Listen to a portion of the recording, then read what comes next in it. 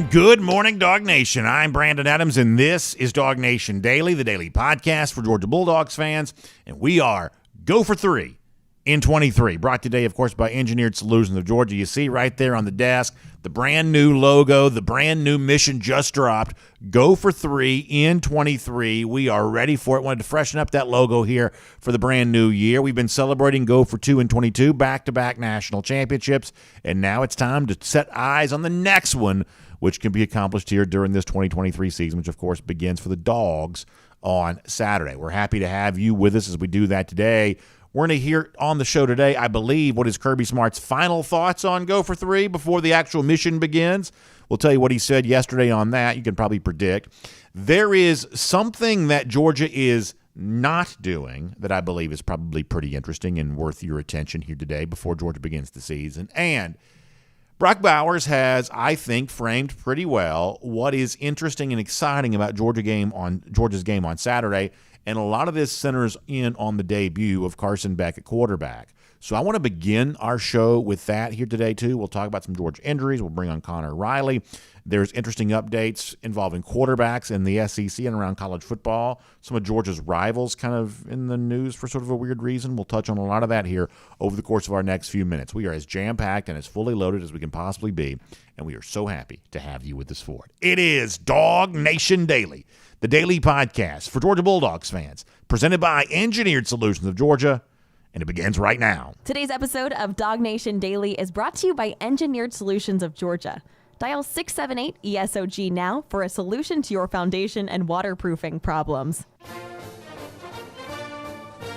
Presented by DawgNation.com. This is DawgNation Daily, the daily podcast for Georgia Bulldogs fans.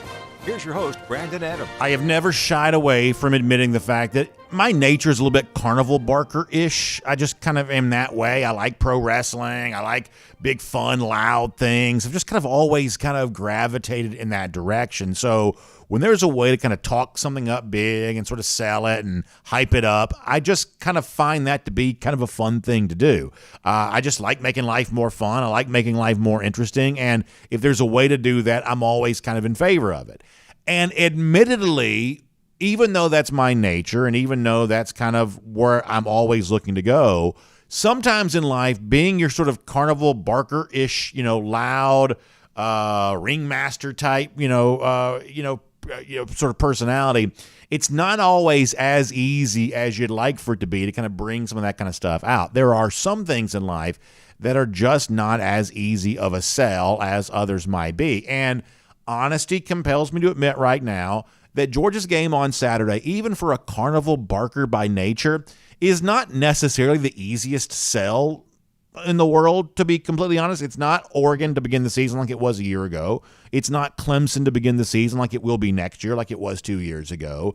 It's UT Martin. Now, listen, a lot of Georgia fans are looking forward to being back between the hedges again, and that's kind of all you really need, seeing friends they perhaps only see a few times during the year for those Georgia home games. There's a lot of, kind of intrigue about just a return to college football. We've been waiting for months for it. So perhaps that's its own sell, and perhaps that's all you need.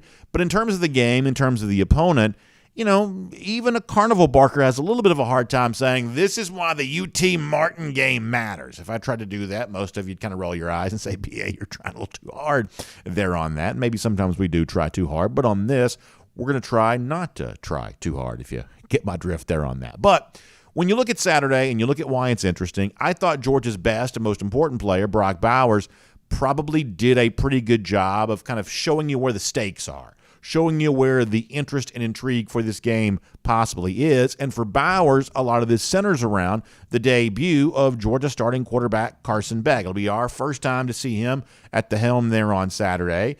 And when Brock Bowers met with the media yesterday, and Bowers is obviously not the world's, most willing orator. He's not out there, giving you TED Talks for all these answers, but he is willing to be honest and he's willing to share his perspective. And I think his perspective is pretty interesting in terms of the growth he's already seen from Carson Beck as Beck has stepped into and evolved into the role of being the Georgia starting quarterback, and also where he would like to see Carson Beck go from here. So these are relatively short clips, but I want to play them for you.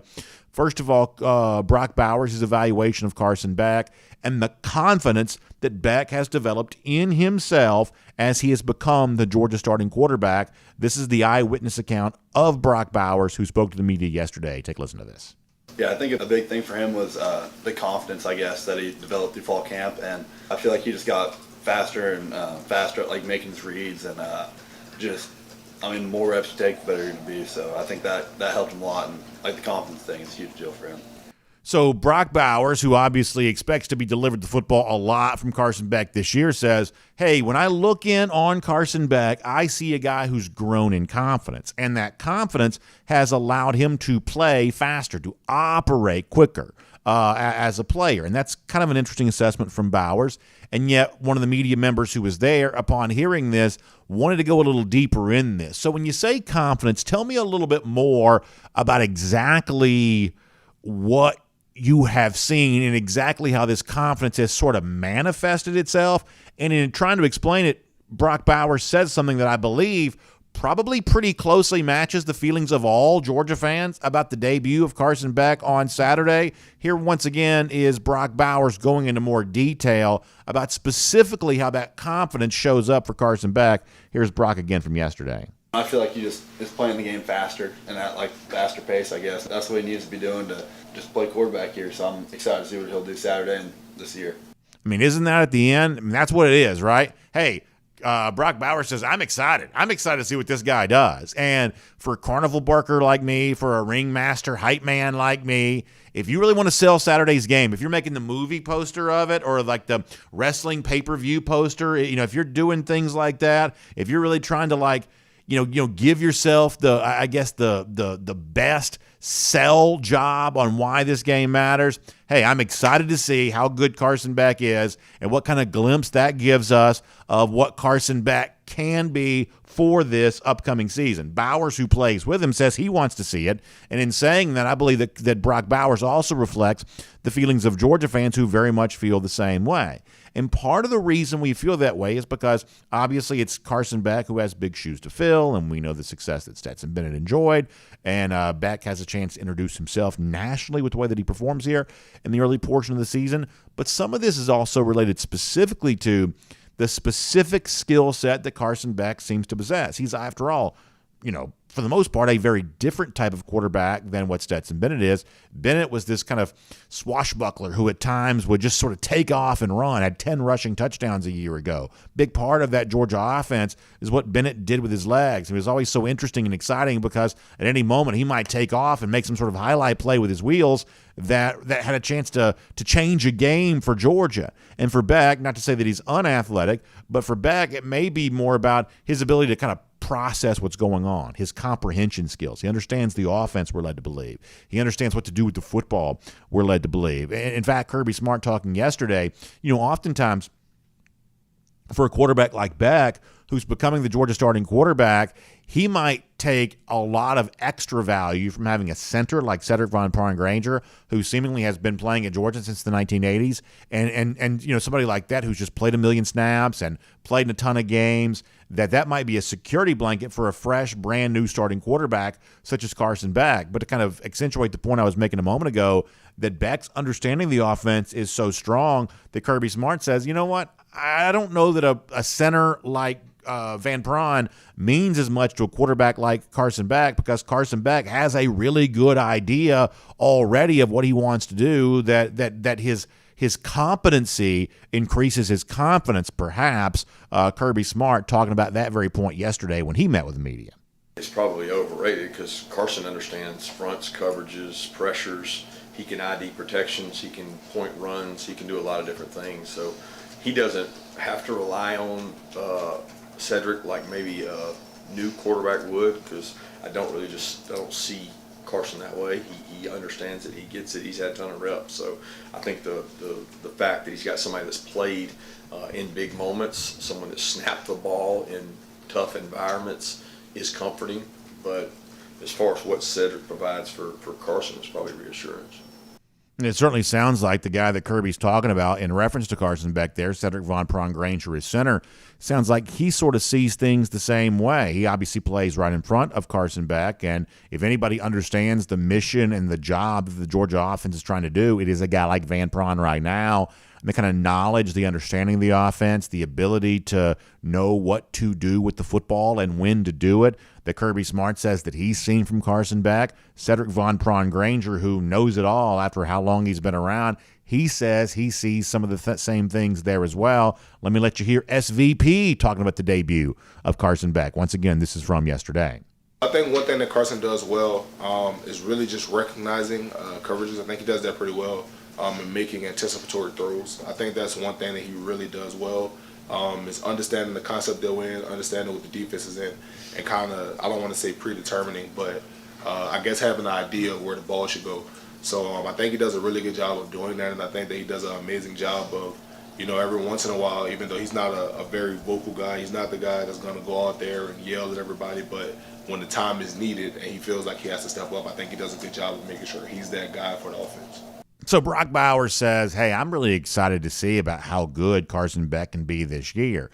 Most Georgia fans already agree with that, but when you hear Kirby Smart saying what he said, Cedric Von Granger saying what he said, I think it only increases the anticipation for the debut of Beck on Saturday. But let's put a frame around this a little bit. Let's kind of talk about specifically what it is we'd like to see, both in terms of the challenge that awaits Beck and the first step he can take towards meeting the expectations that are in place for him and this Georgia offense. There is still one thing I think about Georgia that I don't believe has properly been appreciated about the success that Georgia's enjoyed the last couple of years. I think it sort of weirdly has been more appreciated now that Todd Monken's no longer here and now that Stetson Bennett's no longer here. Probably should have been appreciated more in the moment, but at least it's starting to be recognized some. But there is a thing that Georgia led the nation in a year ago, and I swear to you, you could be in a bar or at a tailgate or day on the lake or whatever else with a bunch of really good college football fans, and even in like a room full of people who follow the sport pretty closely, I don't even think they would necessarily know this. It's just one of those things that kind of hides in plain sight. We have talked so much, and justifiably so, about the success of the Georgia defense over the course of the last couple of years. Do you know that last year, and listen, when I can make something simple, I really try hard to, because if it gets too complicated, I can't understand it. So when I can make something simple, I want to. Let me just sort of state for you in very, very simple terms about how successful Georgia's offense was last season. Do you know that last year, Georgia led the country in plays of 20 or more yards on offense, with 98 plays last year of 20 or more yards. No team in the country had more than that than Georgia did a year ago. That's how good the Georgia offense was. It was happening all throughout the year last year, and at times it almost just seemed like the people didn't notice it because they were too busy looking at all the other stuff, but that's the kind of explosive offense that Georgia had. And that's why Carson Beck has such big shoes to fill this year, because when you look at a game like Ohio State, Georgia needed all of that explosiveness to win that game, to win the shootout, and then move on and win the national championship. Georgia needed the explosive plays. Last year it got it, and now for 2023, as Georgia seeks to go for 3 in 23, we're left to wonder, can it do that again? So when you talk about the excitement, the interest of Carson Beck and his debut as the Georgia quarterback, this to me is where he shows up. This to me is what his value to the Georgia offense will be demonstrated by. How many of these 20-plus yard plays can he create? And if you look at 98 stretched over the course of a 15-game season, that means you need about 7 per game. Now, against Tennessee Martin, you might say, well, you should have more than 7 because the opponent is perceived to be weaker, but it's also kind of a weird type of game, and who knows who's playing by the time you get to the second half or whatever else, and plus Georgia has a tendency to play better against the best teams that it plays anyway. So let's just keep it simple and straightforward. That if you want to get back to 98, if you want 98 plays of 20 or more yards by the time the season's done, you need about 7 per game. So let's watch this close on Saturday. It's the debut of Carson Beck. Everybody wants to know, can he be the kind of quarterback for Georgia that gives this team the kind of offense it had a year ago? And by the way, can Mike Bobo, who's helping Carson Beck in this regard? Can he be a coordinator equal to the diabolical genius that at times Todd Monken appeared to be? Once again, that number 7 tells you a big tale on this.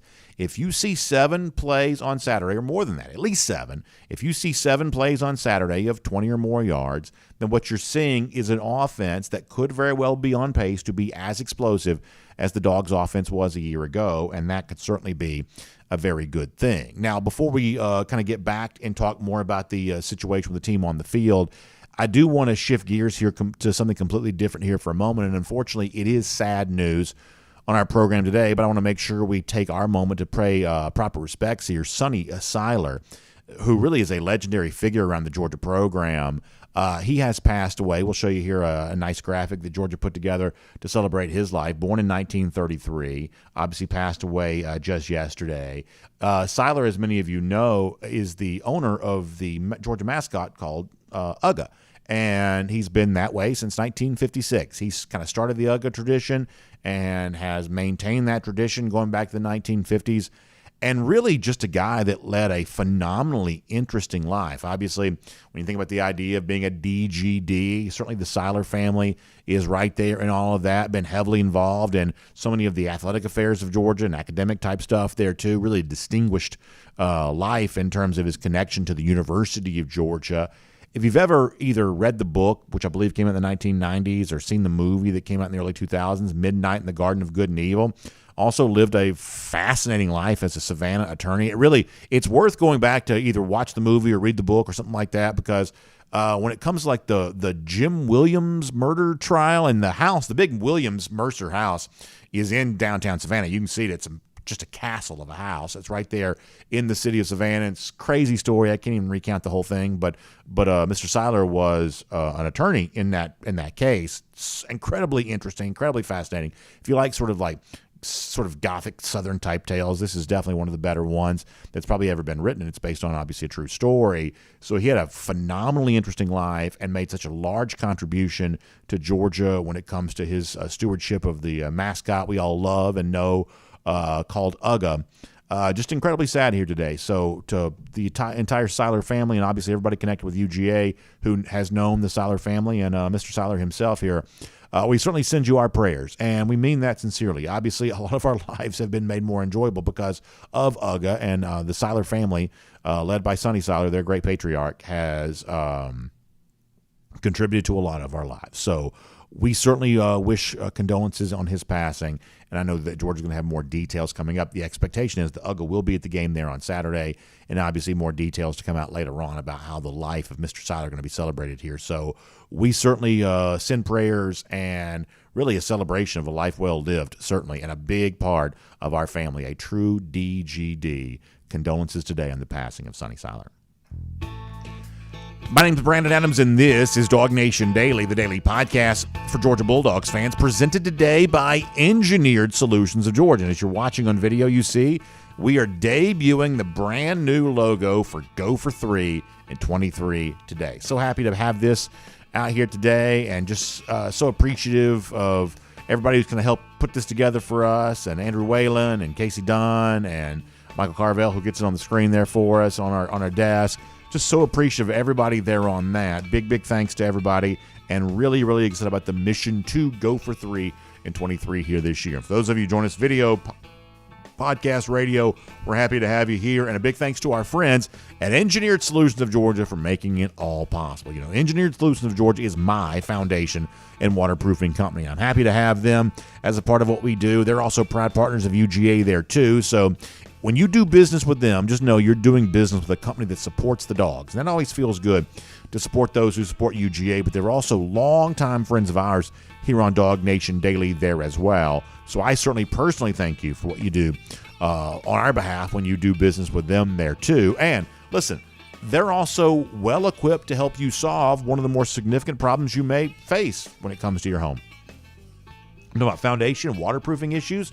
they're the ones that can help you with all of that. Because let's face it, when you see the water creeping in where it's not supposed to be, basement, crawl space, garage, when you see the cracks in the walls, the sheetrock, the kind of sort of stair-step looking cracks you sometimes see in the brick, you know that can be the sign of a problem. It's the sort of the telltale sign that ought to get your mind thinking. You ought to get you remembering and recalling the fact that, oh yeah, BA said if I see this, Engineered Solutions of Georgia is the company I ought to reach out to and call. And the reason why I'm so confident in telling you that you ought to do that is because they are a solutions-based company. And when it comes to sometimes the kind of substantial work that may need to be done in a situation like this, they've got an entire team of engineers on staff to help you figure out what's going on and figure out how to make it better. Now, sometimes it's not a big fix. Sometimes it's a simple thing.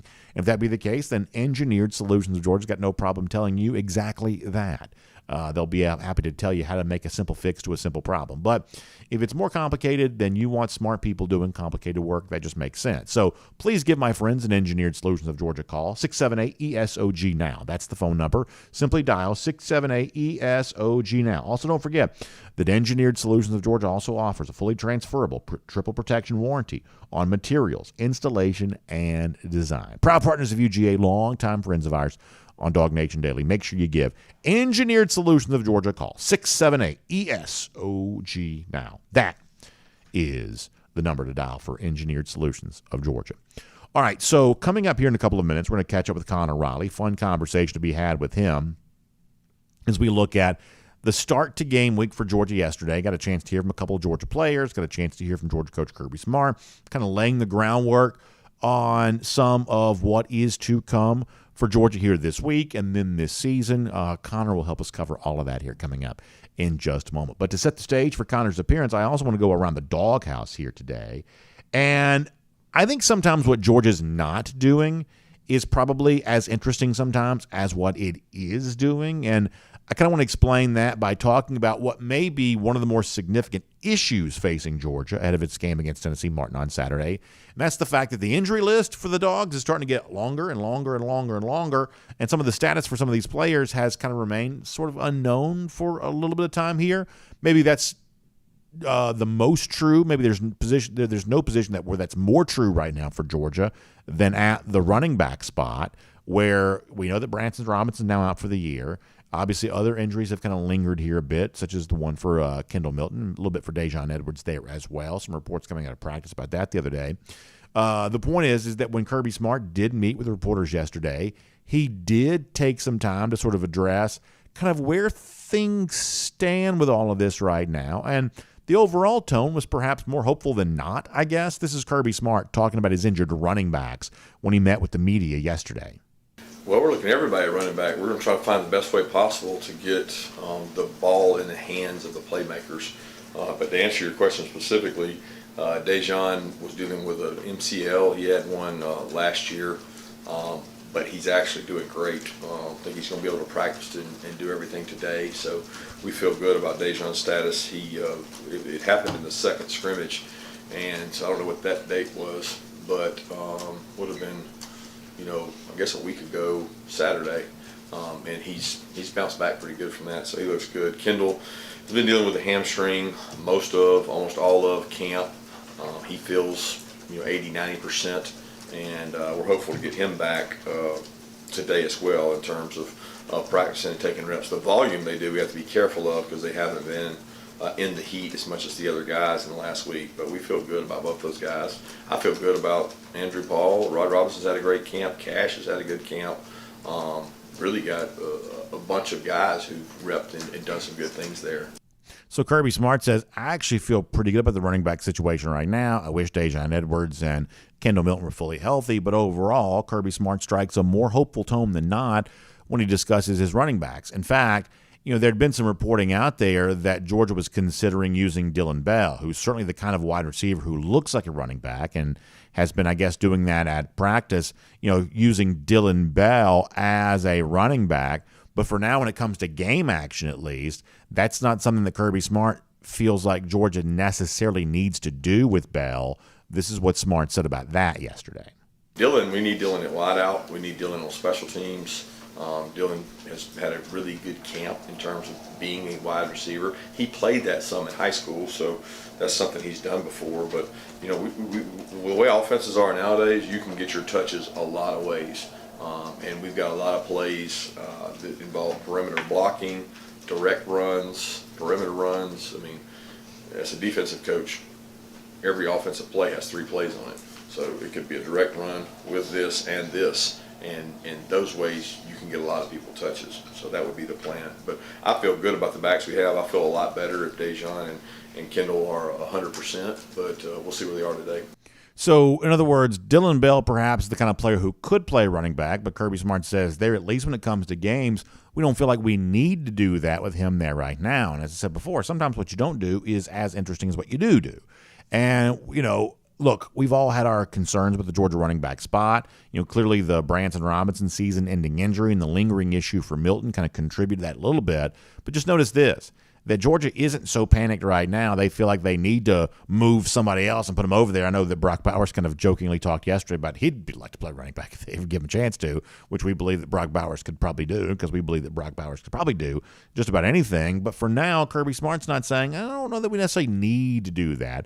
We're kind of watching Edwards, Milton come back to health. And other than that, we kind of feel okay here. And I'll remind you, it was a couple of, Fridays ago, or at least a couple of weeks ago, I forget when, but we sort of said when it comes to Dell McGee, who had spoken to reporters, and with all the questions and concerns that exist for the Georgia running backs, and there's always that one area in which a lot of Georgia fans will kind of rightly or wrongly sort of zero in on and lock their radar on. That becomes the massive concern. And sometimes when you zoom in on something too closely, sometimes you have a tendency to sort of blow it up bigger than it's supposed to be, and perhaps maybe some of the running back stuff has been magnified to a point that it's now larger than it necessarily needs to be. Dell McGee told us a couple of weeks ago when he was asked about this kind of stuff that he was actually still very confident in his running back situation. Now, at that point in time, Branson Robinson hadn't dealt with the injury that's going to keep him out all season long, but the confidence that McGee expressed then probably shouldn't be completely dismissed now just because Branson Robinson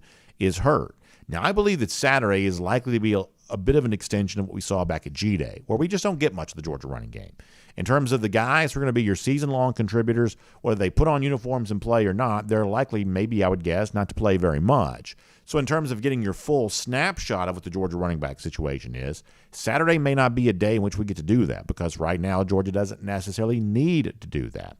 This is all about getting ready for South Carolina, and then a couple of weeks after that, getting ready for Auburn, and then the rest of the stretch drive that comes after that. Kirby Smart says, we feel pretty good about running back. Dell McGee before has said, I'm pretty confident in this group here right now as well. So for Georgia fans, it probably stands as the biggest overall concern, but perhaps that concern should be alleviated somewhat by the fact that the coaches seem to be kind of okay with this situation, despite the fact that there are some injuries that exist. That is Around the Doghouse here today on DawgNation Daily. And before we bring on Connor Riley, I do want to give a quick shout out here to a big event we have coming up on Thursday. I want you to be here. I want you to be a part of it. It's going to be a great time.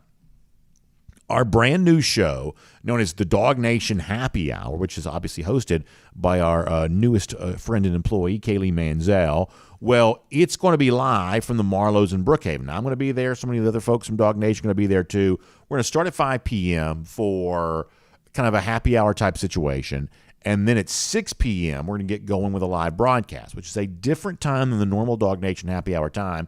But because we're there for happy hour and having a good time, we're going to do all of that on Thursday. So 5 p.m. for a happy hour get-together, 6 p.m. for a live broadcast. It's the DawgNation Happy Hour presented by Marlowe's Tavern at Marlowe's Tavern, the Brookhaven location. You can go to DawgNation.com, get more information there on this. But just please know it's going to be a great time.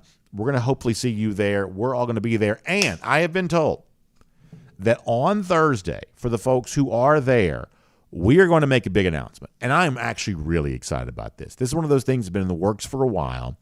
And I do truly believe this is going to count as a big announcement. Sometimes I say fun announcement, but when it's announcement's big enough, I'll say it's a big announcement. On Thursday, live from the Marlows in Brookhaven, we're going to make what I believe is a big announcement. So we'll tell you more about that then, but we hope you'll join us for it live at the Marlows in Brookhaven for DawgNation Happy Hour coming up on Thursday. Okay, before we're done, one of the bigger names in college football for this upcoming year, kind of also got off to a big start on Saturday, has said some interesting things about some of Georgia's biggest rivals. We'll talk about what this is all about. And Kirby Smart has perhaps said his final word on the notion of go for 3 in 23 before the mission is complete. So we'll cover both those things with you here. But for now, the latest on injuries, the outlook for Carson Beck, and everything else going on around with Georgia football. Let's cover it all with Connor Riley here today on DawgNation Daily, presented by Engineered Solutions of Georgia.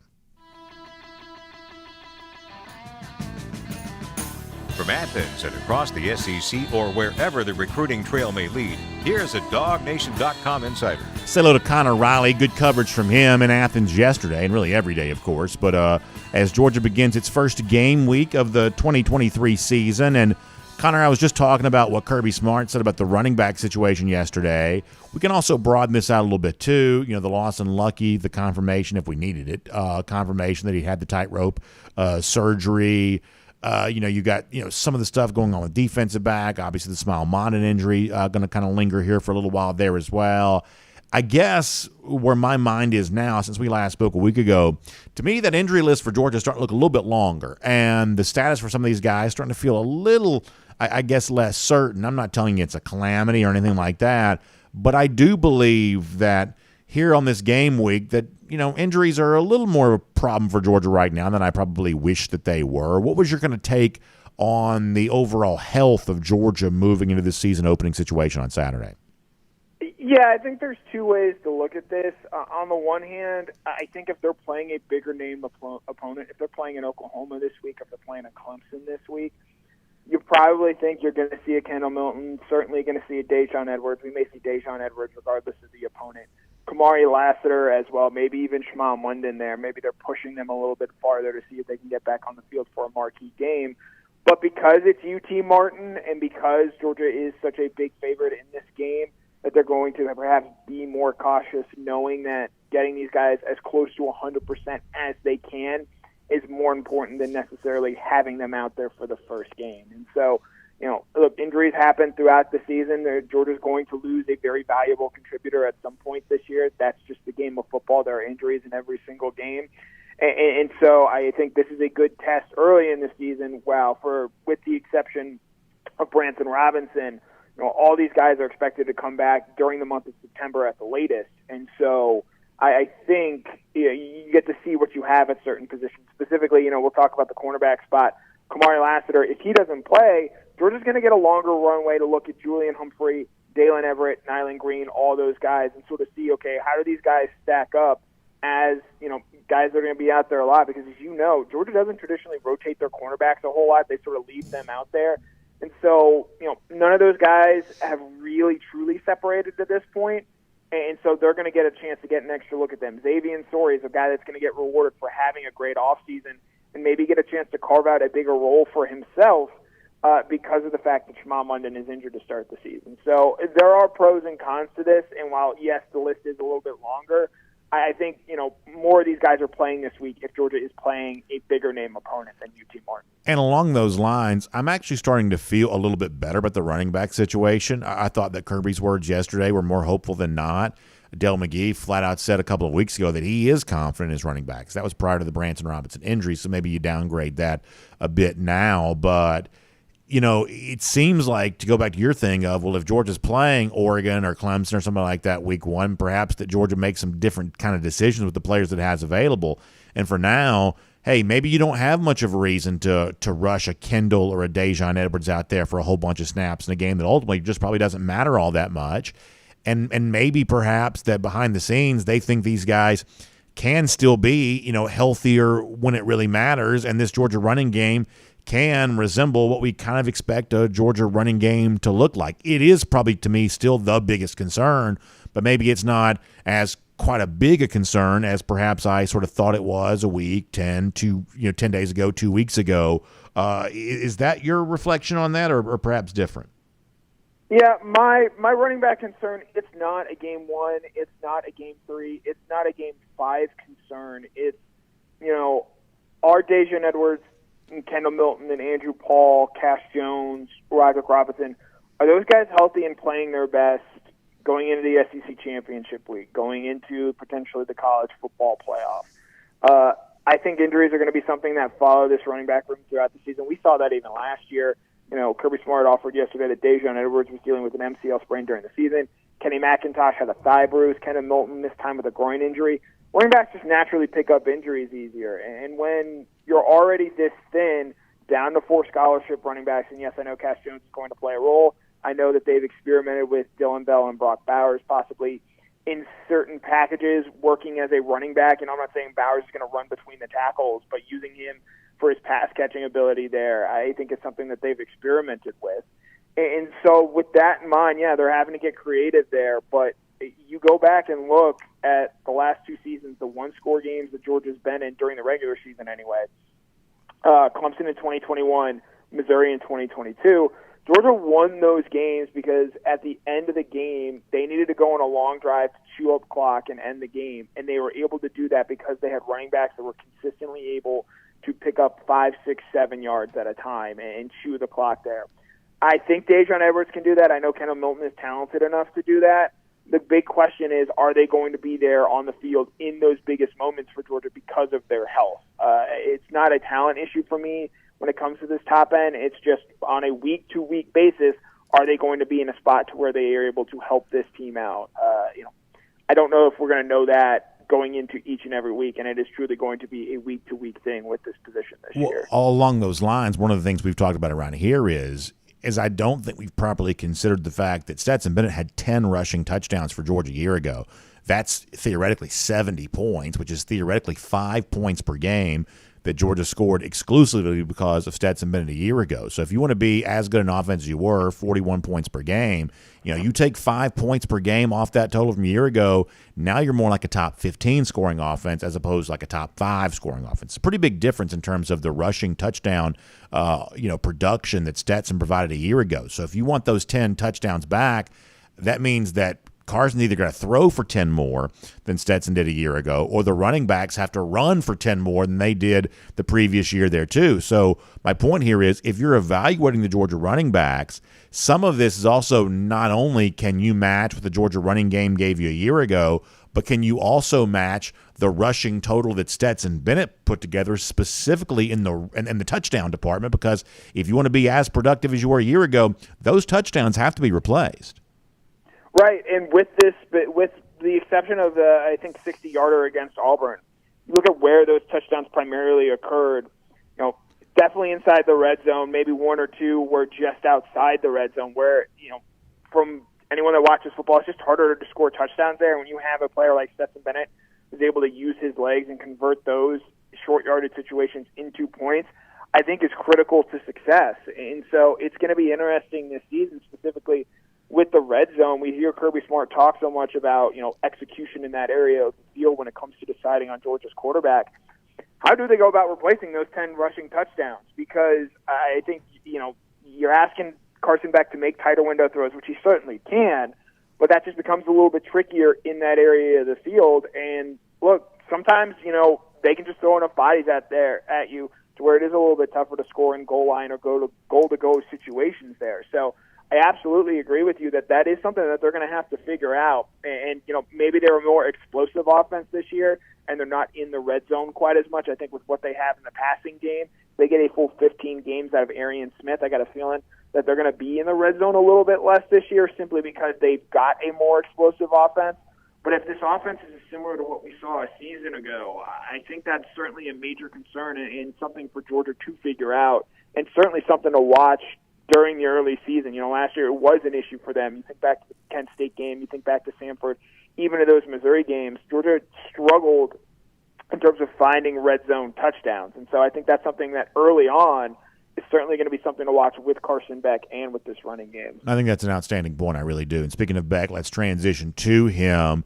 I think the most interesting thing about Saturday is Carson's debut as a starting quarterback. I can't even think of something that would be even close to that, to be frank. And what I said before you joined us is the thing that Beck's been praised for is his knowledge of the offense. He won this quarterback competition because we're led to believe, and I've had people confirm this, that he just knows the offense so much better. He just knows what to do with the football or the decisions to make. That's just really his deciding factor that leads him to be the Georgia starting quarterback. And for those of us who are not, going to be in there, watching all kinds of, film on this or something like that, the simplest way this sort of shows up is hey, last year Georgia led the country in 98 plays of 20 or more yards. And if you know the offense, you're pushing the right button to create a similar level of explosive plays for this team here this year, which averages about 7 plays of 20 or more yards per game. To me, in sort of simple terms, that's what I believe you're looking for from Carson Beck. I don't care who the opponent is. This is probably by far and away the worst opponent that Georgia will play here this year.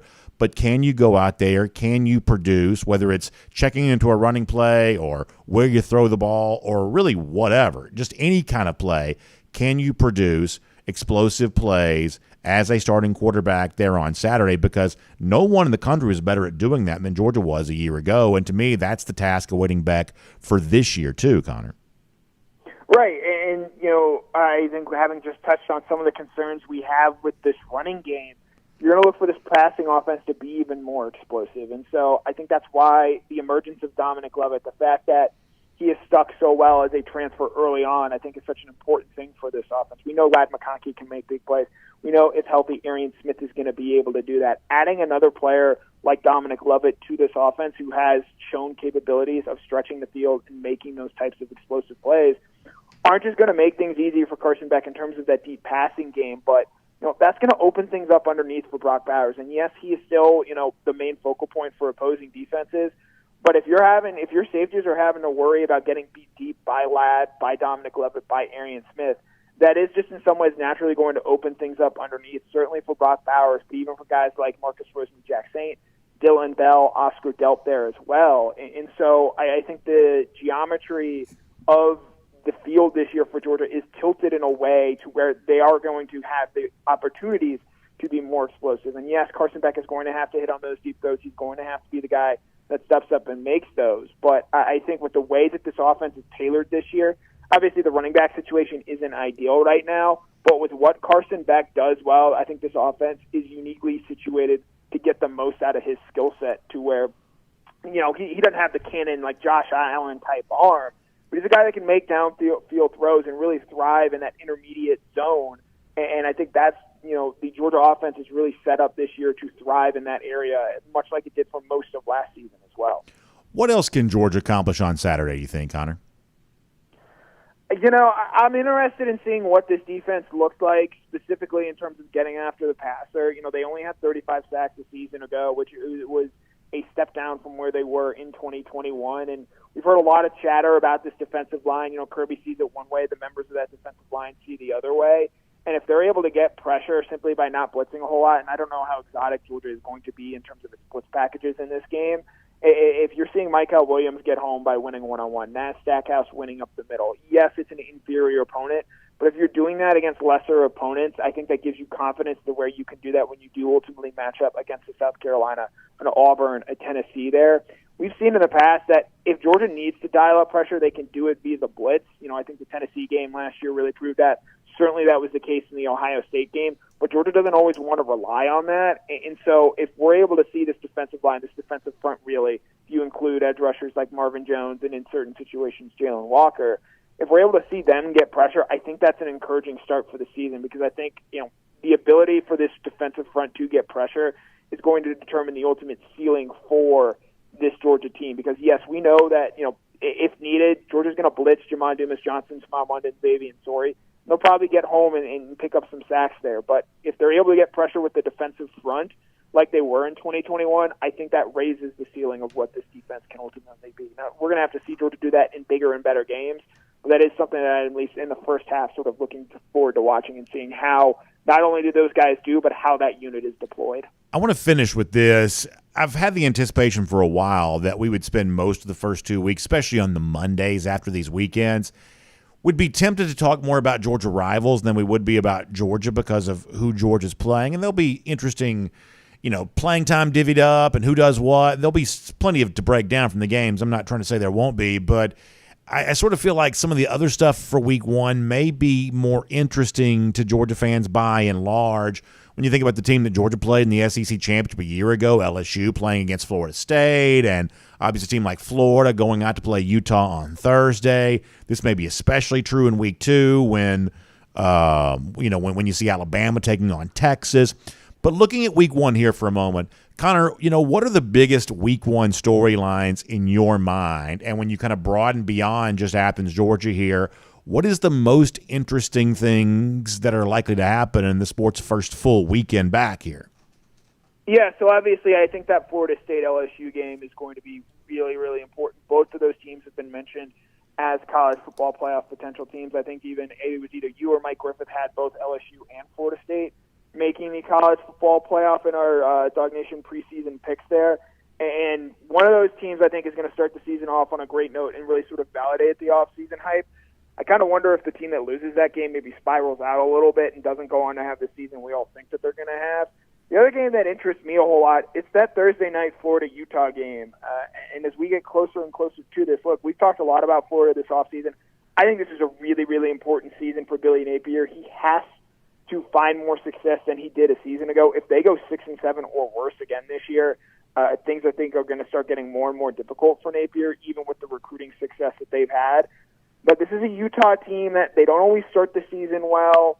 I don't think Florida's going to be afraid going into Utah, given some of the environments that they see. And the Cam Rising quarterback injury is something to monitor there. And I think Florida's going to try and shorten this game. I think it favors them that they're playing sort of this underdog role, which, there's a larger discussion to be had about why Florida is ever an underdog to a team like Utah. Certainly one of 7 points I think is a little befuddling. But I think that they're set up going into this game, that they're playing with house money, and I think that they can sort of go out there and make maybe a little bit of a statement and go out there and say, hey, we're not one of the premier SEC teams, but we can go out there and knock off a top 15 team in Utah and maybe say that, hey, on a week-in, week-out basis, this may not be the greatest Florida team ever, but in a one-off scenario, much like when they'll see Georgia later on in this season, coming off of a bye week and having time to really plan for a marquee opponent, they got a chance to show what they can do when given some time to prepare. I really find it interesting, and I agree with almost everything you say there, but I really find it interesting. I don't think people are talking nearly enough about South Carolina and North Carolina, the game that's going to be played in Charlotte. First of all, from a point spread standpoint, that's one of our more compelling games. Two Power 5 level teams. Two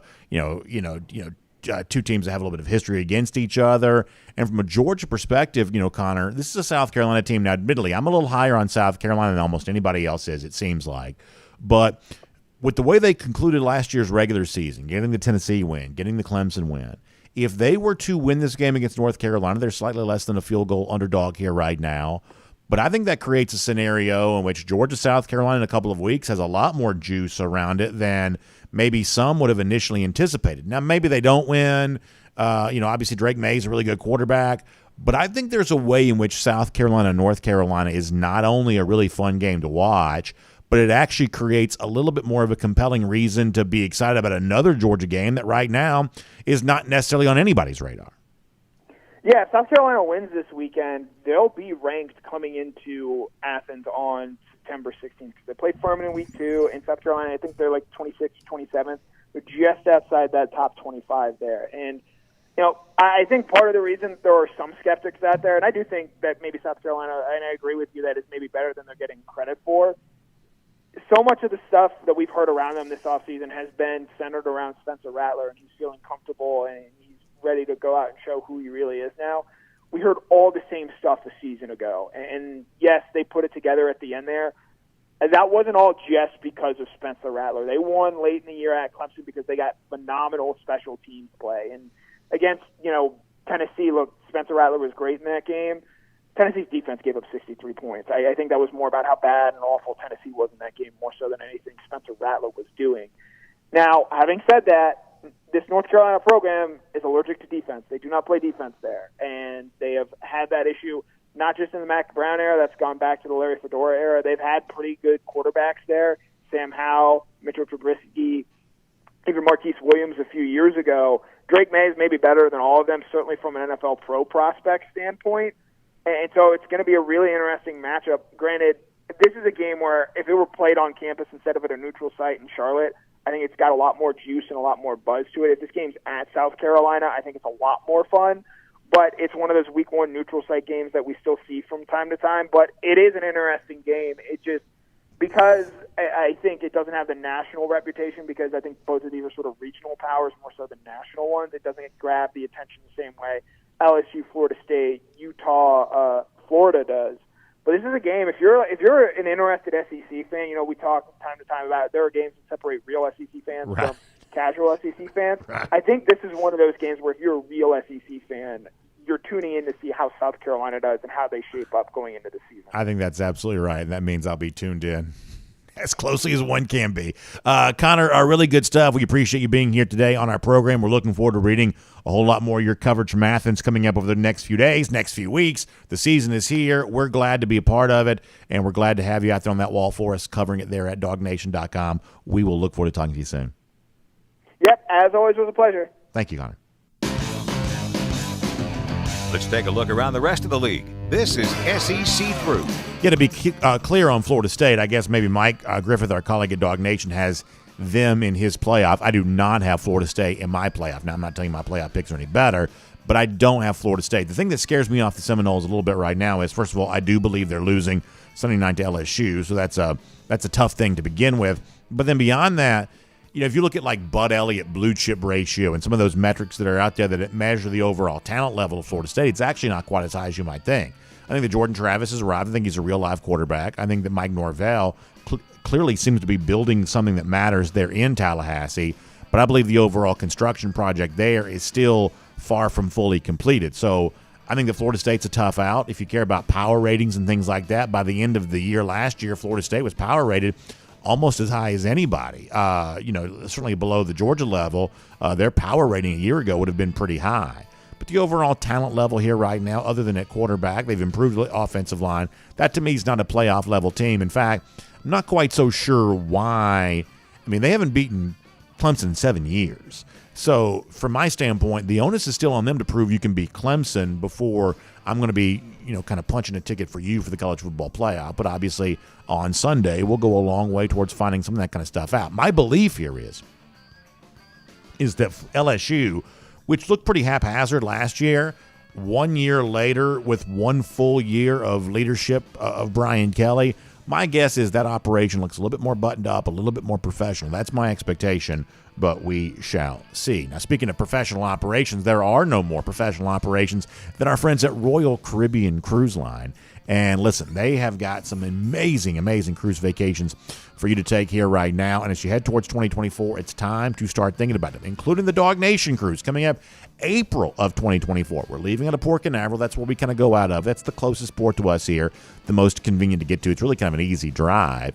And then we're going to, and if I'm going on the cruise, that's going to be a part of our itinerary at least. Perfect Day Coco Cay. So excited about that. Nassau in the Bahamas. But the thing that makes it bigger and better than it's ever been before for April of 2024 is the fact that we're going to be on an Oasis-class ship called Allure of the Seas. So all the special neighborhoods, the Central Park and the boardwalk area, and all the fun extra entertainment options like the Aqua Theater in the back of the ship. So many extra fun things that the Oasis-class ships provide. We're going to experience that together with our DawgNation cruise here. So, and to match the excitement of that, we've got even more fun, specially themed DawgNation events that are going to be taking place there as well. So please, check out the website. It's royaldogs.com, and you can be a part of the next DawgNation cruise, the third, I guess we'll call it annual DawgNation cruise. Royaldogs.com, that's the website.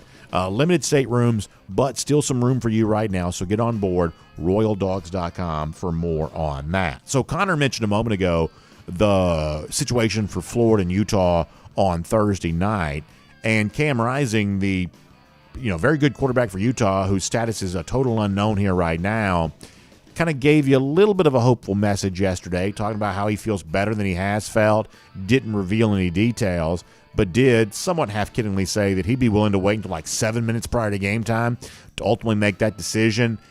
My belief on stuff like this is if you think a player's hurt, he probably is. So if Rising's status is unknown, that means even if he plays, perhaps he doesn't play at his overall best. But I'm also of the belief that, and you bring the point spread in this, Utah's about a touchdown favorite here right now, about 7 points at last check in this game. We'll have our picks officially later on this week with Go With The Flow, presented by R.S. Andrews. My belief is the unknown status of Rising has been a thing since January. That is factored into this point spread already.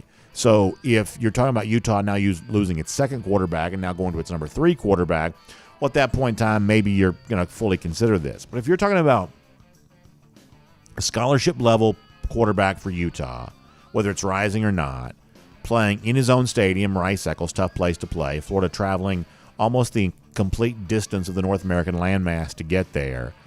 The injury to Rising's kind of already factored into this, and Utah's just viewed to be the better overall team. So for now, my instinct is that Utah's the favorite here for a reason. And I certainly don't believe that Graham Mertz is the kind of quarterback that can close that gap for Florida, not by a long shot. If it's Mertz against the Utah number 3, and if that's some sort of walk-on, maybe perhaps Mertz could be better than him. But there won't be very many quarterback matchups this year where Graham Mertz has the chance to be the better of the two. And even against a backup for Utah on Thursday, I'm assuming that's also true there as well. So for now, the Rising injury, especially if you care about the point spread, the current price, is not enough to scare me off the Utes here for right now, but we'll follow that. Speaking of transfer quarterback, Sam Hartman, the new Notre Dame quarterback, would have a very impressive showing in his debut this past Saturday in Ireland against Navy, was on the Dan Patrick Show this week. And he was talking about the interest he got from other SEC teams as far as transferring. And he mentioned Florida, and he mentioned Auburn, and he mentioned a little bit, he said, from Alabama there as well. But ultimately he said that it was all about the fit, the comfort that he had at Notre Dame, which is why he wanted to go there. And perhaps my take on this may be a little bit surprising to you. But to me, the idea that these SEC teams were interested in Hartman, but Hartman still chose to go to Notre Dame, to me, that tells me more about Hartman than it does these particular SEC teams. Now, you can kind of split this up into two different categories. On the one hand, like Auburn and Florida, these aren't really playoff-level teams, but a really good transfer quarterback, which Hartman admittedly is, you put a really good transfer quarterback on this Florida roster, that is a much better team. Would that Florida team have a much better chance of winning this game at Utah on Thursday? Of course it would. Even for Auburn, which pretty well decimated, because of just the ineptitude of Brian Harsin, prior to Hugh Freeze getting the job. But when you look at how active Freeze was and the rest of the transfer portal, the fact that there are still some recruits left in this program, you put a Sam Hartman on that Auburn roster, even they would have been all of a sudden in the conversation to be in the top 20 or something like that. So a Hartman on a Florida and Auburn, of course, would have made them better, but perhaps easy to understand why a guy like Hartman says, I'm not quite so sure I want to be a part of Hugh Freeze's first year at Auburn. I'm not sure where that's going. And I definitely don't want to be a part of Billy Napier's second year at Florida because I definitely don't know where that's going. But if Sam Hartman really had a chance to be the quarterback at Alabama and turn that down, that just sort of tells me everything I need to know about him. Notre Dame is not a championship contender. Now, there'll be plenty of people in the media who sort of simp for the Irish and say that they are, but those people are always wrong, virtually about everything, but definitely about Notre Dame, year after year after year. Marcus Freeman's not leading that team anywhere right now. They'll lose 2 or 3 games before this year is done. But for a guy like Hartman, you can go to Notre Dame, you can win 9 or 10 games, you can receive accolades for doing that in a way that you would not get at Alabama. At Alabama, you're coming to the Crimson Tide for a championship or bust type season. And that kind of pressure just isn't for everyone. And if you've been at Wake Forest, that's a huge step up in expectations. And maybe for Sam Hartman, that's just not for him. Now, for those of us who are not Bama fans, we're, I guess, glad Hartman didn't go to Alabama. But the idea that Alabama, apparently, according to what Hartman said on the Dan Patrick Show this week, the fact that Alabama couldn't convince Hartman to come there instead of going to Notre Dame, that doesn't speak to some sort of deficiency with Alabama, I don't believe. It sort of speaks to a guy like Hartman who would seem to demonstrate, I'm not quite so sure how bad you want it. If you choose kind of a middling team like Notre Dame, which could perhaps be back half of the top 10, at least in the top 15, but playing no real games of consequence all year long, if that's the choice that you make over the chance to go be a kingmaker to a place like Alabama and really put that team in national championship contention because they don't have a quarterback, you could have been the quarterback to kind of put them into contention. If you didn't want that, then maybe that tells me everything I need to know about you. Speaking of quarterbacks, Texas A&M has made its official announcement. Connor Wegman, not a surprise here, beats out Max Johnson, the former LSU transfer. And Wegman's going to be the full season starting quarterback now for Texas A&M. And obviously a lot of eyes on that Aggies offense here this year with Bobby Petrino as offensive coordinator and Jimbo Fisher feeling the pressure. The Fisher offensive system has failed. That's why Petrino is here. Wegman, certainly a high-value former recruit who gets a chance to have that offense at his full disposal led by Petrino this year. And we'll see if the improvement comes. Obviously, that's what Aggies fans are hoping for. And you kind of wonder what happens to Jimbo Fisher if it doesn't. All those questions are difficult to answer right now. I do still think, and I know that my credibility when it comes to Texas A&M is pretty low because I've predicted them to be good before, and that hasn't always worked out. But I do still think that A&M can be a pretty tough out. Petrino, upgraded offense. Wegman, probably the best overall prospect they've had playing the quarterback position in quite some time. I think this A&M team can be a pretty tough out against Tennessee, for instance, and some of the other games this team will play. I think the Aggies can be a pretty tough out. And I don't think that probably adds up to like a top 10 type thing. It may not even add up to be like a top 15, top 25 type thing.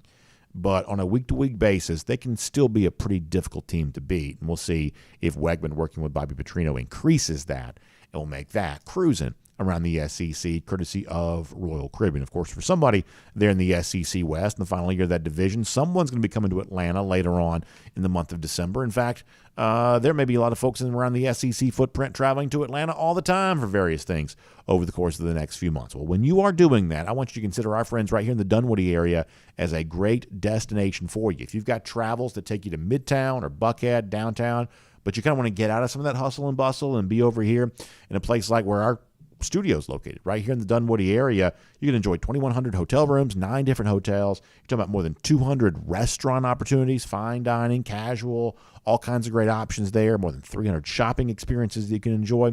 All of that for you right here in the Dunwoody area. Plus, we're nestled right in between 2 terrific MARTA stations, the Dunwoody station, the Sandy Springs station. We are right here, so convenient to all of Atlanta, but in kind of a family-friendly, relaxed, comfortable, safe environment where you can enjoy shopping and dining and great experiences right here in the Dunwoody area. So please check out discoverdunwoody.com/DawgNation for more on that. That's discoverdunwoody.com/DawgNation for more on that. All right, I want to let you hear from Kirby Smart in a moment. Before we do that, Michael, for the people who may have just joined us on video, can we kind of pan back out just for a second and show off our brand new image on our desk, the brand new logo, Go for 3 in 23. We're so proud of this. It's kind of the establishing of the mission here for the upcoming season. Yeah, look at this. Great work being done by our team here to get this logo ready for the start of the upcoming season. We're going to go for 3 in 23 here this year. I guess we kind of got that a little bit out there, but nonetheless, it's a great logo, a lot of fun. You can go back and see at the beginning of the show there if you want to see that. Really, really excited about all that we have. There you go. Now we're getting it back in there. There you go. Get that thing looking good and ready to go. Go for 3 in 23. We're just so excited about this and so excited about what this season is going to hold for Georgia. And one more time yesterday, Kirby Smart was asked about this, about the both the challenge of winning that 3rd straight national championship, but also the motivation it provides for the chance to make history. And I would dare say this may be the final time. Smart's been asked about this plenty. We've certainly had our say about this many, many times there as well. But one more time before the mission actually begins to go for 3 in 23, Kirby Smart was there to remind us that even though people like me talk about this all the time, Kirby Smart himself and the team behind the scenes, they're just not talking about this nearly as much, that is not their focus here right now. So for the last time before the season begins, Kirby Smart was asked about go for 3 in 23 yesterday, and this is what he had to say about that. I just don't think you can make it about that, because the minute you do that, you open yourself to distractions, added pressure. What if it doesn't happen? What are you playing for? I mean, it's just so many things that I just don't believe philosophically in doing that, because what the previous 2 teams did has no bearing on this team. It has no bearing. Our focus is UT Martin and really us, and that's going to be true whoever we play. We have to remain focused on us, and we have to, like I said, set a standard of the way this team's going to practice in a game week. And that's kind of like being where your feet are, because you don't inherit practice habits. You don't inherit standards. You set them, and they change year to year, and you got to kind of acknowledge them. So that's where our focus is. I know it's so hard for people to believe that we're not talking about the other, but we got a lot of work to be done before we start talking about that. I like what Smart says there at the end. We've got a lot of work to do before we can start talking about that. In other words, I don't think he meant it this way, but it clearly can be taken this way, which is, hey, listen, we we might be talking about this before it's all said and done. We might be doing that then. Before the season's done, we hope to be talking about go for 3 in 23. We hope to be talking about that mission. We hope to be doing those things as we'll fire up our music and get ready to close the show for the day. We hope to be doing those things. But right now, we got practice habits to take care of. Right now, we got a job to do to start the season. And then as the season rolls on, we'll worry about finishing the season. But we also understand there as well, there is history at stake for Georgia. It would be the greatest single run over the course of a 3-year span that has ever happened in the history of college football. So the chance to make history, the chance to do something that's never been done before, I hope this team does appreciate how special that would be. But obviously thinking about too much about the end right now as you're just getting started, that's not necessarily the proper recipe, and no one's understood the proper level of motivation that teams like this need, more so than Kirby Smart in the past. And it seems like he's got his finger on the pulse again here as Georgia begins this upcoming season with go for 3 in 23, the mission to be accomplished before it's all said and done. How about a golden shoe to give out here today? Our buddy K-Rob checking in to say, BA, you sold me.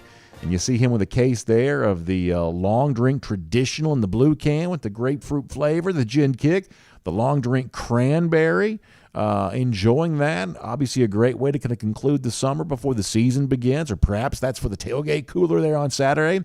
Either way, K9 Rob, hope you enjoy that. We appreciate you supporting the Finished Long Drink, and we appreciate you bringing home a golden shoe there today there as well. And, of course, our lousy, stinking Gators, they've got no Finished Long Drink to enjoy. They've got no celebrations to be had. They have got no enjoyable tailgates coming up here this weekend. All they've got's misery. 60 days from right now, it gets even worse. That is our Gator Hater Countdown.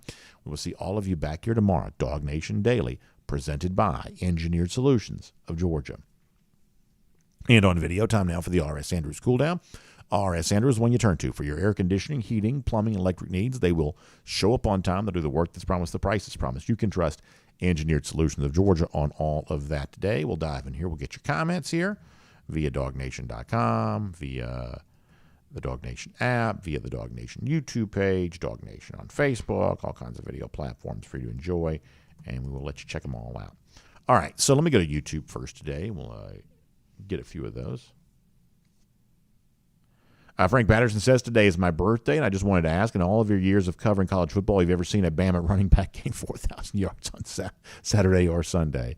Very funny, Frank. Frank has been in our comment section for years, twisting that knife and stirring that pot when it comes to this Georgia-Alabama running back comparison. So that is always a lot of fun. Sounds like our buddy Matt Brady's in here having fun, too. Paul Moon says, I've literally never opened YouTube before, which is very funny, of course. Enrique Morelos does remind us that Netflix, has at least provided some old, grainy footage of the last time Florida was good. So at least the lousy, stinking Gators have that. Let's see what else. G. Greg's Bama Boy talking about how Alabama always beats Georgia. It's funny. It's not quite my memory of that, but listen. It's amazing to me, and I love G. Grace, but it's amazing to me how quickly Georgia's success has made Alabama fans into historians. Like, the historian game, I don't really know, quite how hot of a career path that was, but boy, we have seen all kinds of folks just immediately. They have just moved into, amateur historians. Boom. All of a sudden, they are experts on college football history, distant history. This guy put on Twitter the other day, I was, laughing about ESPN picking Alabama to, win the SEC or whatever. And the Alabama fan, jumped on there. They've won 6 of the last 9 SEC championships, blah, blah, blah. Like, if your argument against Georgia right now relies on anything that happened 9 years ago, that's just not a winning argument. And listen, all this is just for fun. This is just something we do to kind of pass time and, keep ourselves occupied and entertained. So, I'm happy to give you a tip in terms of how to win future arguments. You can't trump today with 9 years ago. You just can't. So, I'm glad that Alabama fans have suddenly fallen in love with history. But if you want to beat me in an argument today, you can't cite 9 years ago as an example. Especially when you think about, the current recruits, that's half their lifespan. So keep that in mind. Yeah, Matt's in here stirring it up, which is very funny. Very funny. Let's see what else. Army Dog Charlie says, Kane, Kirby's going to have those dogs focused. No worries about that. Totally agree.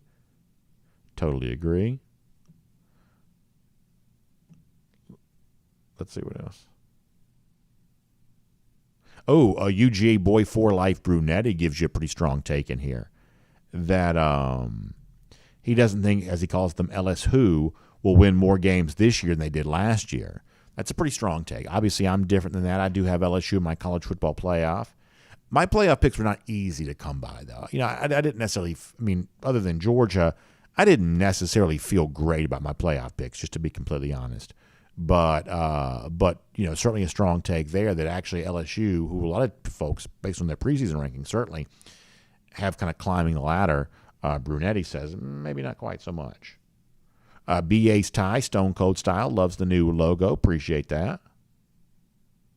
478 Dog says Bama goes 9-3 here this year. Zebulon Owen, speaking of T-Town, says, lights out week 2. Give a shout out to that. So there you go. Zebulon having a good time. Alex Davis says we should see if Brock really is pushing for the starting spot on Saturday.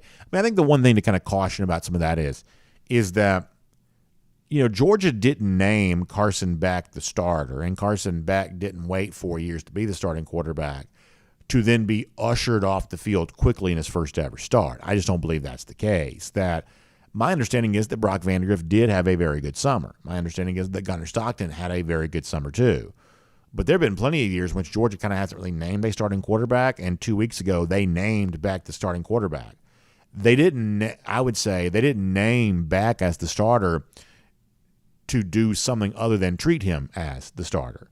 And so I believe that Beck's going to play into the second half on Saturday. I think when you get, kind of assuming the game goes the way that it's supposed to go, eventually we'll get into kind of the garbage time type situation, and that's when a lot of backups will get their chance to play, Brock Vandagriff, perhaps Gunnar Stockton included. Now, I think both those guys can be very good quarterbacks at some point in time in the future, and I would say that both of them are strong candidates to perhaps even be Georgia's starting quarterback next year maybe. But for now, Beck is the guy who's been chosen. And on Saturday, I believe that he's going to be very much treated as the Georgia starting quarterback.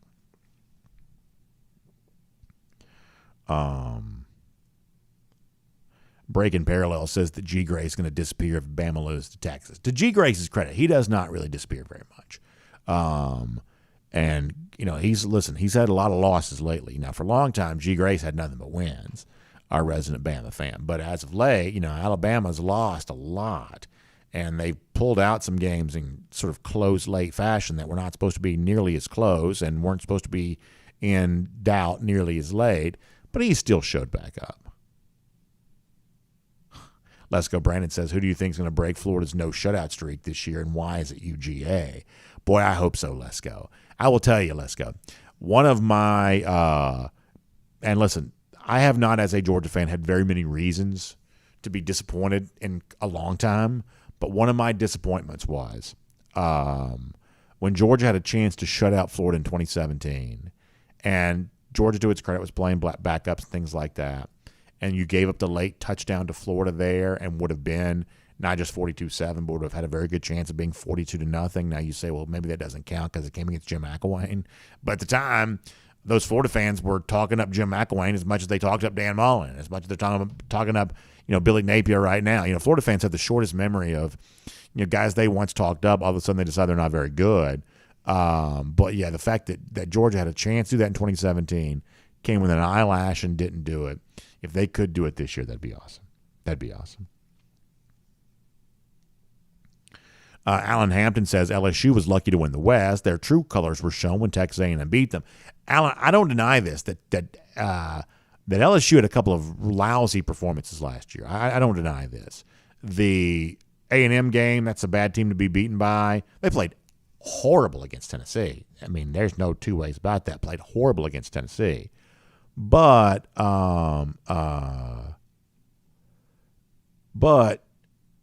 you also see year 1 to year 2 improvement. And, by the end of the year, they were playing a better brand of football. I think the transfer portal has been pretty good to them. And while we won't see them on Sunday night, I do believe the return of Mason Smith from injury is going to make a pretty big deal for that team there as well. William Perry checks in to say, isn't, quote, finding 10 rushing touchdowns a bit of a stretch? How many of those 10 could have easily been handed off or tossed to someone else who could have also scored? Stet could and did call his own number.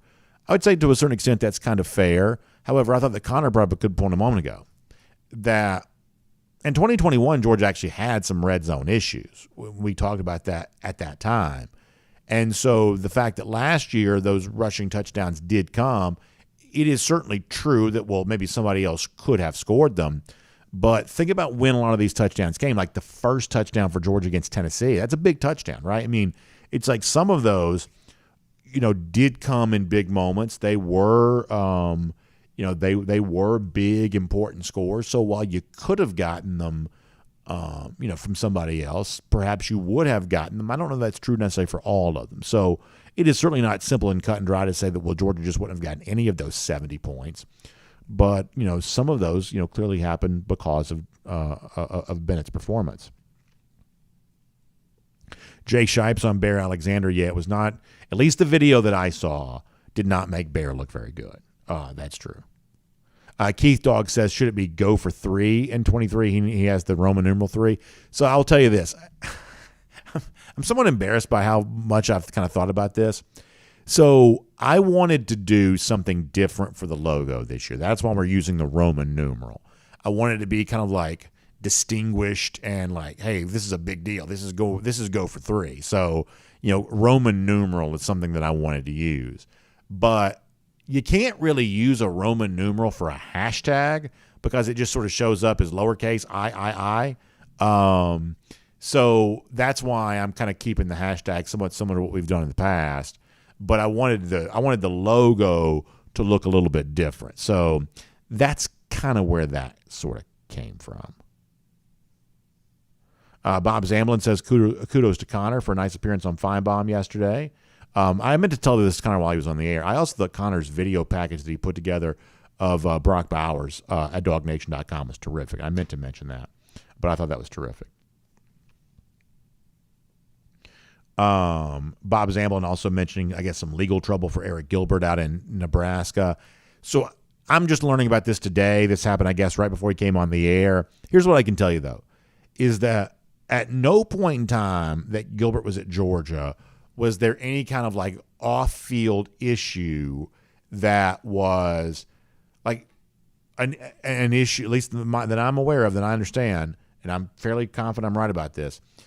There was no kind of off-field issue that was a factor for him at all while he was here. And I think this is just really important to understand, is that Gilbert was dealing with a lot of mental issues here at Georgia, or some significant mental issues here at Georgia, and Georgia was doing what it could do to try to help him with some of that kind of stuff. And at one point in time, it seemed likely he may never play football again, and yet or at least his football future was very much in doubt. And yet Georgia was still working to kind of get him the mental help that he needed because they wanted to do right by him as a man, as a person. And so I think that's really important to understand, which is that some people kind of thought, well, there was some sort of character deficiency in Gilbert that kind of prevented him from being able to play football here, and that Georgia essentially ran him off the team because they got tired of it. And my understanding is, and I've had some pretty, I guess, detailed conversations with people who know about this situation, my understanding is that in actuality, what Georgia was really trying to do is everything it could do to help Gilbert get the help that he needed. And when it came obvious that, hey, maybe just a change of scenery would benefit both parties, well, that's what was just kind of allowed to take place. And, Georgia didn't kick Gilbert off the team. But at the same time, Georgia was also more interested in giving Gilbert the help he needed away from the football field than what Eric was going to be able to do for Georgia on the football field. That Georgia just viewed the issues he was facing away from the game to be more significant than anything else. But he was not in the doghouse, or he wasn't, thought to be a bad guy or anything like that. So now he goes over to Nebraska, and you've got this allegation that's out there right now, which I can't speak to at all. I literally just heard about this morning.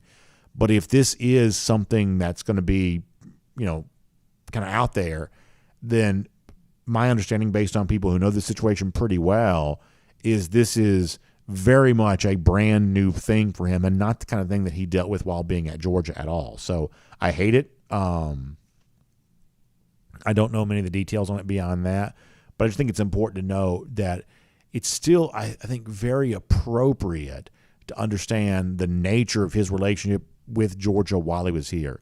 Georgia was very, very intent on giving him help, and my understanding is the coaching staff, the call it training staff, whatever else, they were just sort of far more interested in him as a young man they were as a football player. And that's really what the story was there. And perhaps at the end they just sort of decided, well, maybe it makes sense to go try this somewhere else. But, I don't believe at any point in time that Gilbert was in the doghouse or thought to be a bad guy or anything like that. I just think he was thought to be a young man that was dealing with a lot of challenges. And so, that's kind of that, I guess.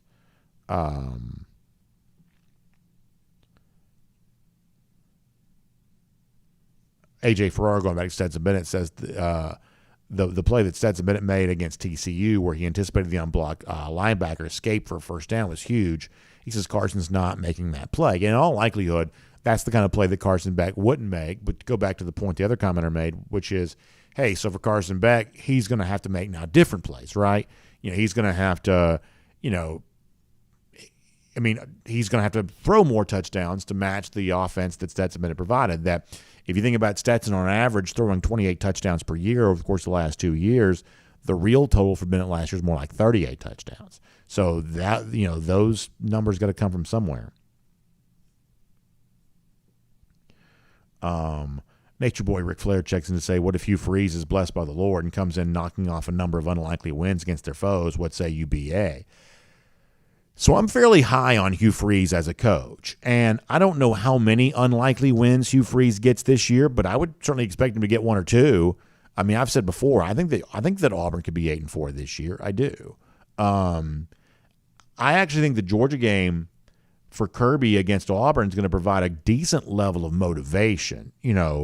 Freeze had some success against Kirby when Kirby was the Alabama defensive coordinator. One of the worst losses that Kirby Smart has suffered as the Georgia coach took place against Hugh Freeze when Freeze was still at Ole Miss in 2016. That was a million years ago, and that was by far, that was far from the kind of Georgia that exists now. Just a very different team, very different talent level, of course. But it still happened, and it's probably the kind of thing that Kirby Smart has some memory of. I don't think that Kirby and Hugh Freeze, at least that I know of, have a bad relationship. Maybe perhaps it's the opposite. But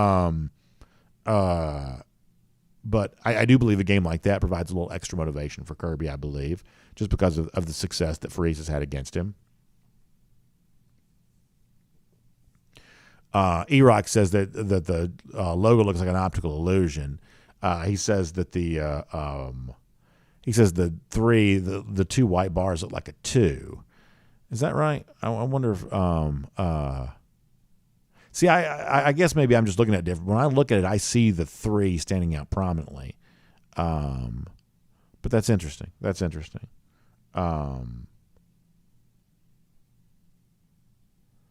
see what else. Let me go to Facebook here for a moment. But yes, Bob said, I guess Connor had a nice appearance on the Feinbaum show yesterday, and I'd really meant to mention the fact that Connor had a really nice video piece up on Brock Bowers this week, which I thought was really good. I should have mentioned that. All right. Naturally, Facebook's going to take forever to load. And by forever, I mean forever. All right, y'all, I'll try to come back in a second. It's not loading.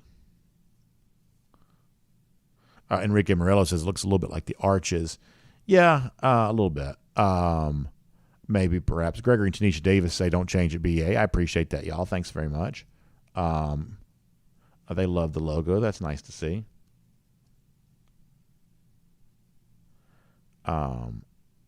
Let's see what else. Crow King 123 says, need to respect Freeze. He's a sleaze, but he can coach. Yeah, listen, I mean, Hugh Freeze obviously had a lot of issues in his personal life, and I think he's probably owned that. And, generally speaking, I find myself really valuing the idea of forgiveness. And, I realize it's really easy to make fun of Hugh Freeze. I do get that. And I guess, I've probably done my share of that kind of stuff in the past too. But, I'm also a believer that, second chances are a thing, right? I mean, and I don't have a problem with Hugh Freeze getting a second chance. I don't. Whether it be for some of the NCAA stuff or some of the personal life stuff. I don't have a huge problem with that. I really don't. Kirby's Belt says you have to be able to use your legs in the modern college football game to win a championship. Maybe so. I mean, I don't know that Beck is a statue. If I had to guess, I believe he's probably a little bit more mobile than JT Daniels would have been. So I don't know that he's a statue, but he's certainly not going to be the runner that Stetson Bennett was. Let me try Facebook again. Still nothing. All right, maybe now it's going to come up. All right. Each Murphy says if you look at the white lines, it looks like a 2, but if you look at the red lines, it looks like a 3. Maybe that's kind of like the thing where, if you look at it upside down, it looks like the young girl, but if you look at it the other way, it looks like the old woman. Maybe it's one of those type of things, for sure. Which I've always thought was kind of amazing, like the optical illusion type stuff. I've never been good enough to draw anything. I certainly can't even imagine being good enough to draw something that looks like something, but then looks like something else if you look at it from a different angle. How does somebody even do that? Matt Rukavina also giving Hugh Freeze a hard time here.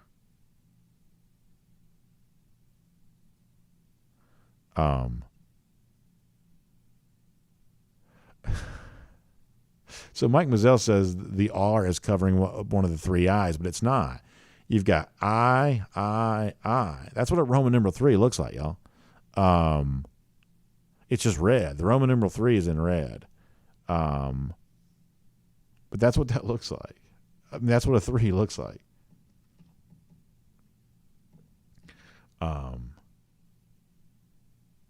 Marshall Fleming yet said he also just sort of saw the 2 white bars to begin with. Yeah, it's supposed to be like a Roman numeral 3.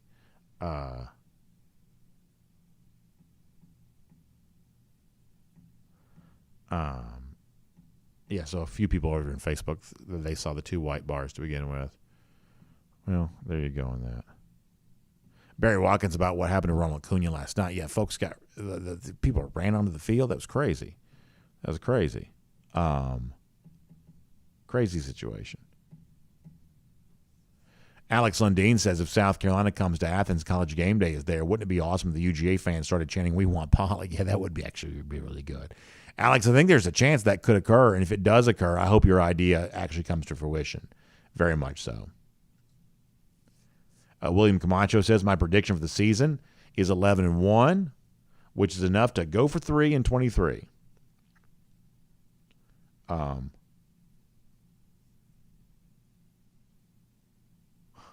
Tiger says I think it's going to be much more clear when it says go for 4 in 24. I like that. Lynn Shipman has to get a new fence today. So, yeah, sorry for those of you who've been in harm's way of storms lately. Sorry about that for sure. All right.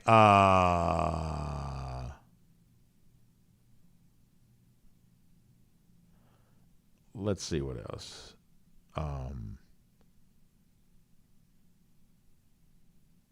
Keith Dog says, with Mike Bobo calling the plays, we are going to for sure run up the score. Yeah, I'm curious to see how Coach Bobo's debut goes on Saturday. I'm curious to see that.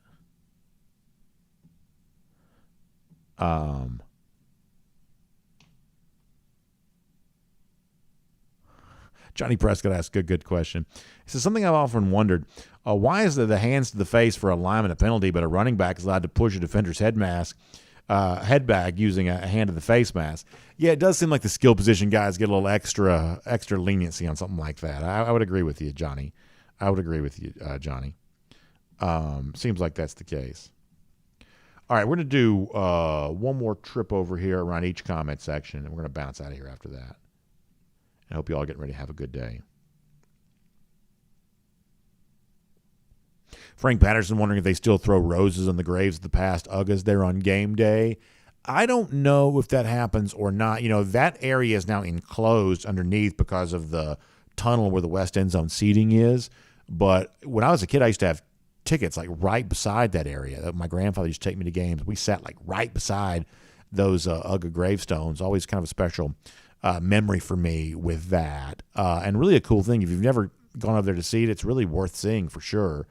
And as a couple of our commenters pointed out earlier, I guess I didn't mention this, you know, Sonny Seiler actually acted as the judge in the Midnight of the Garden of Good and Evil movie. So, like, his character was played by, what's his name? The famous actor. But Seiler actually made a cameo appearance as the judge. And actually, according to what Georgia put out in his obituary, he actually acted in 3 movies, which I didn't realize. He was also in The Legend of Bagger Vance. I didn't realize that. And then another movie, too, which I didn't really know. But I thought that was interesting. All right. And then anything else before we get ready to go here? Let's see. CDA, thanks for the kind words. CDA enjoys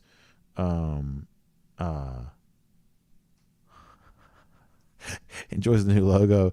Rambo says if I was going to use Roman numeral 3, I should have written the go for in Latin, which is very funny, for sure. All right, what else? Kevin Cook says DawgNation should have a game day show for every home game. We actually have some new pregame stuff we're going to be debuting here this year, which I am very excited about. So that should be a lot of fun.